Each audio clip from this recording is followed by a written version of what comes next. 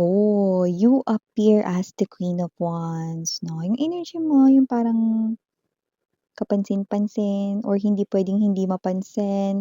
You look attractive, you are someone here 'no, na puwedeng may itsura or malakas yung dating, ma-appeal. Okay, so let us see.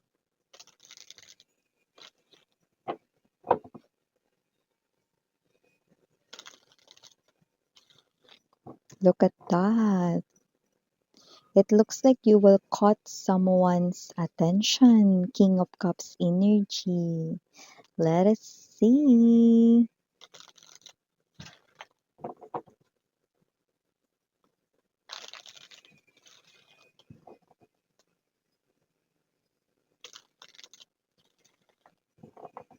Okay.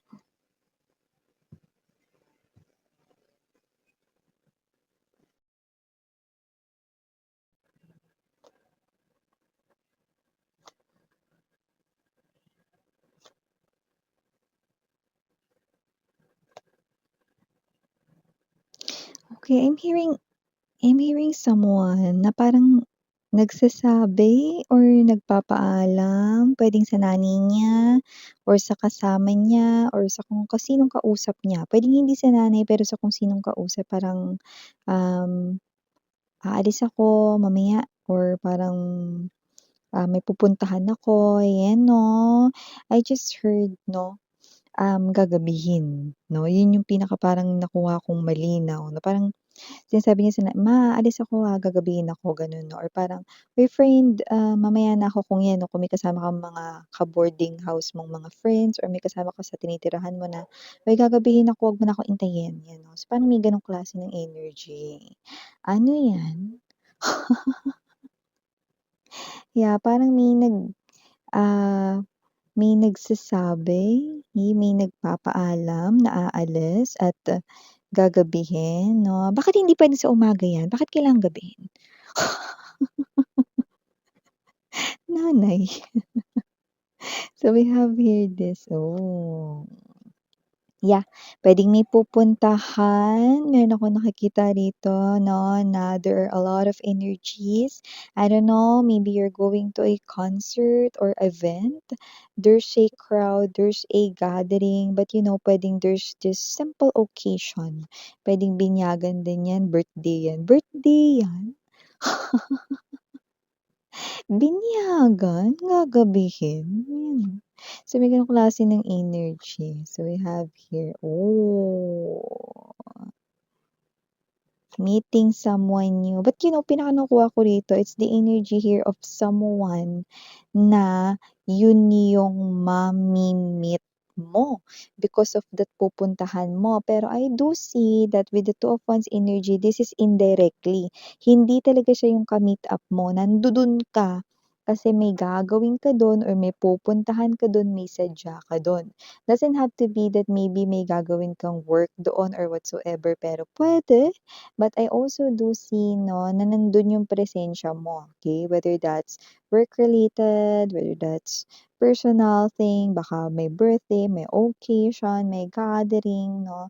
So, just take how this resonates 'no, okay? At may mami-meet ka dun at ito yung energy niya, ayan 'no. So, hindi talaga siya directly ang sadya mo, pero nandudun din siya, ayun 'no. Gagabihin din siya. So, we have here this Three of Cups energy. Ah. Naku kung sino 'to, na mami-meet mo diyan nauunahan ko na kayo, Medyo mahiyain siya rito, ng very, very light, At nakikita natin dito 'no, na high chance kapagka nakilala mo siya puwedeng may kasama siya, like puwedeng nagsama pa siya rito ng friend, mahiyain, eh.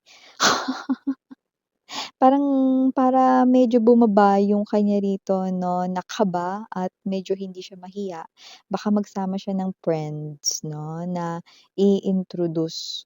ka sa kanya, 'yan. So, kasi naman 'tong energy na 'to medyo mayayain na, shy type, mga babes, pero gayunpaman with action naman. Okay, so bago natin pag-usapan pa more kung sino 'to 'no, na makikilala mo or yung iba nakilala niyo na kasi tapos na daw 'tong occasion na 'to 'no, kamakailan lang. Yung iba 'no, past few months, yung iba 2 months ago, 'yan. So, just take how this resonates, ha. Hi pala sa ating mga, bago diyan, new viewers. My name is Yan, welcome. Returning Eastern buyers, thank you sa inyong walang sawang love and support for me. At kung hindi niyo pa alam 'no, meron pa tayo ditong other channel, link down below sa ating description box. So if interested, just click that link para mapunta kayo doon at araw-araw nag-a-upload po tayo ng collective readings for all signs there. At syempre wala tayong gender dito ha, babae, lalaki, LGBT. Lahat po ay welcome. Puwede rin pong i-switch ang mga roles dahil possible talaga magkapalit-palit 'yan. General reading kasi ito, and at the end of the day, everybody hold your free will, like only 'no, pick up the messages na mag-resonate sa inyo at nasa inyo kung gusto niyong gawin itong guidance or hindi. And yes, timeless tayo dito like what I've said 'no, a while ago. Puwedeng nangyari na 'to to some of you, sa iba nangyayari na ngayon, sa iba ay mangyayari pa lamang, kaya naman just take only what resonates. So here, I do see someone here wants to get your number, know your social media, account 'no, add ka sa Facebook, add ka sa Instagram, follow each other. Four of Coins energy, this is an energy right in here of someone na medyo mahiyain, gustong ihakbang yung paa 'no, at gusto rito 'no, na makipagkilala sa'yo 'no. This person here is someone 'no, na nakikita natin dito na brand new energy. Hindi ito lumang tao, hindi rin ito ang ex mo, kaya naman magbunyi tayo. Kakaumay 'no, 'pag puro ex ninyo 'no. Sa wakas may bago naman, sino yung kita yeah, we're hearing that song 'no. Standing there I didn't know what to say, yan. So, sino man 'tong energy na 'to mga babes 'no? Standing there, I didn't know what to say 'no, yeah 'no, if I'm not mistaken 'no, ang biglang pumasok sa isip ko ngayon na lyrics is, "I can't believe my eyes." So definitely, kung sino man 'tong energy na 'to 'no, this person might be someone who loves old songs, music. This person here still find that songs 'no, very, maganda pa rin na pakinggan, and with this person here, I do pick up na parang, natulala siya rito 'no, parang hindi siya makapaniwala 'no, can't believe yung nakikita niya 'no, kasi nakikita ko rito na parang this person here 'no, instantly parang, crush niya kayo rito. Eh, agad-agad, yun yung nakita natin dito. So, maybe puwede nating sabihin na this could be love at first sight 'no, na tinutukoy dito. But this person here 'no, is someone na puwede rin naman na nakita niya na kayo pauna, okey, dati baka sa picture, sa social media 'no, at hindi siya dito makapaniwala 'no, na nakikita niya kayo ngayon ng personal. So, definitely this person here 'no, is definitely has this crush on you, nakikita natin dito 'no, at hindi siya makapaniwala 'no, na nakikita niya na kayo ngayon 'no. Pero yung iba hindi niya pa kayo nakita, itong first time na makita niya kayo pero agad-agad siya ritong, nagka-crush sa'yo, okey. Yung iba call it love at first sight. At kung sino man 'tong energy na 'to 'no, with that particular lyric that we've got 'no, standing there I didn't know what to say.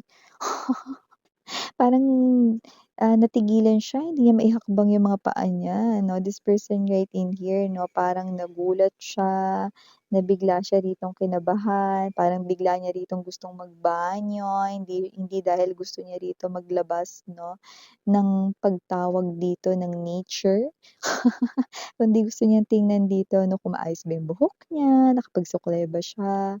Mukha ba siyang maputla or whatsoever 'no. So, ang gusto niya talaga ditong gawin is to look at the mirror agad-agad 'no. And this person here wants to get to know you pero nakakapanginig ng mga, um, laman 'no? And this person here is someone na kinakabahan 'no. So kaya nga sabi ko sa inyo kapag lumapit 'to sa inyo high chance may kasama pa siya. May kasama pa siyang friend, eh, parang, "Pre kilala mo ba yun?" "Ay oo, pakilala mo naman ako sa kanya." Yun 'no, may chaperone. Kaya kasi naman 'tong energy na 'to 'no, feels like mga babes 'no, this is the type of day 'no, na nakita kong feeling down siya. This person here is upset about something like a situation na puwedeng nangyari sa kanya before the event 'no. Kaya parang feeling down siya or not really in a good mood, bad mood siya 'no. But after seeing you instantly yung mood niya rito nagbago. So, nakita natin dito 'no, na yung pagiging upset niya, yung pagiging bad mood niya rito 'no. 'Yan, nakikita natin dito that this person here 'no, magically nag-turn yung kanya rito 'no, na energy na good mood 'no, nang makita ka niya. Look at that, see? We have here this Page of Wands energy and the Nine of Coins, okay? This gathering high chance is work related. So maybe this is a company organized or arranged, no? Related sa trabaho mo, might be business trips or whatsoever. But it could be any other occasion like what I've mentioned earlier, no? Like birthdays, binyag, no? Or even gatherings, social gatherings together with your friends, no? Or maybe this person here is also their friend of friends, no? Yan. And also, I do see that this person here is someone no, very interested sa'yo. Kaya nakikita ko na malabo kahit na kinakabahan siya, kahit na parang hindi siya makapaniwala na sa harapan ka na niya, no? This person will make sure na makikilala ka niya at may magandang mangyayari 'no, sa gabi na 'yan, 'yan 'no. So, nakikita ko dito mga babes kung ayaw magpagabi niyan, magpapagabi na din daw siya. Susulitin niya ang araw na 'yan 'no, para mag-get to know kayo. So, nakikita natin dito mga babes 'no, that this person right in here hindi niya palalampasin ang pagkakataon, pero yun nga 'no, may nakikita ko ritong high chance may kasama talaga siya 'pag lumapit siya sa'yo, okey? Kasi parang yung energy niya rito is parang nanghihina yung tuhod niya, gano'ng klase ng energy, okey? Kaya kailangan niya rito ng kasama. Parang energy niya is starstruck siya sa'yo, gano'n 'no. So with this Four of Cups energy, I do feel like that this person right in here is someone who do not really want to miss this opportunity, na eto na yon na hindi niya alam kung meron pa bang susunod na opportunity-ng ganito. So, this person here will tend to grab this opportunity and give it a go. Meaning to say, this person here is hindi niya hahayaang matapos yung araw na yan ng hindi niya nakukuha ano yung pangalan mo or ano yung number mo or ano yung social media mo 'no, 'yan. So definitely, sisiguraduhin niya na may mapapala siya sa araw na 'yan, 'yan 'no. So may energy siya dito, mahiyain siya, medyo torpe rin 'no, kabado, pero sisiguraduhin may gagawin. Eight of Wands energy. Okay? So definitely kung sino man 'tong energy na 'to 'no, this person here is interested not just na maging friends kayo kundi interested 'no, right off the bat na alam niya na gusto niya talaga kayo rito na ligawan, gusto niya na magkaroon rito ng something na mag-deepen ang inyong bond, okay? At gusto niya talaga na magkaroon kayo rito ng connection. Hindi naman siya nagmamadali because the energy ng person na 'to ay Knight of Pentacles energy. Very gentle man, very gentle woman, wala tayong gender dito. This person here wants to take things slow.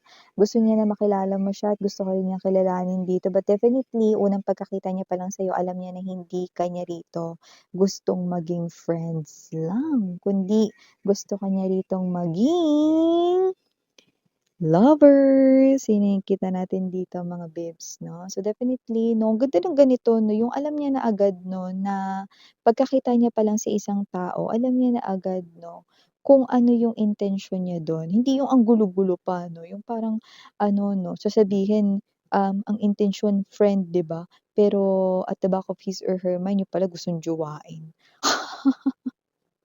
Wag gano'n 'no, wag yung nagbibigay ng kalituhan, 'no. Ang maganda dito sa tao na 'to malinaw siya dito pagkakita niya pa lang sa'yo, "Oh, eto talaga yung babaeng gusto ko, eh," yan, oh, or eto talaga yung lalaking gusto ko maging karelasyon, eh, yan. 'Di ba malinaw 'no, hindi yung ang gulo-gulo pa 'no, paligoy-ligoy pa, ayan 'no, parang ano lang crossword puzzle 'no, sa dyaryo. So, nakita natin na kung sino man 'tong energy na 'to 'no. Yeah, this person right in here is someone 'no, na talagang mapi-lift yung kanyang energy 'no, from having a bad day, magiging good day na 'to sa kanya 'no. At nakikita niya rito 'no, ang, inyo rito na koneksyon at makikita mo yung efforts niya with the Nine of Wands energy. So, pagkakuha niya pa lang ng number mo dito or ng social media mo, pag-exchange ninyong dalawa, "Follow kita, ah." 'Yan, oh, sige.